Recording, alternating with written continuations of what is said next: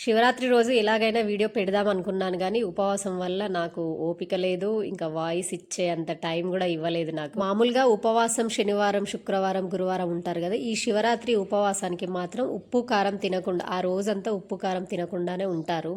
కొందరేమో నైట్ వరకు ఉపవాసం ఉండి నైట్ తినేస్తారు. కానీ మా దాంట్లో అయితే ఆ రోజంతా ఉండి నెక్స్ట్ డే మళ్ళీ పూజ చేసుకొని వంట చేసుకొని ఈవినింగ్ పూజ మామూలుగా చేసే వాళ్ళైతే మామూలుగా పూజ చేసుకొని గుడికి వెళ్తారు. మాకు ఇంట్లో జాగరణ దీపం అనేది వెలిగిస్తారు. అంటే ఇంటికి ఒక జాగరణ దీపం, ఇంటికి పెద్దవాళ్ళైతే వాళ్ళే వెలిగిస్తారు, లేదా ఆ తర్వాత వచ్చే వంశానికి జాగరణ దీపం అనేది వెలిగిస్తారు. నేను ఇది సెకండ్ ఇయర్ జాగరణ దీపం వెలిగించడం.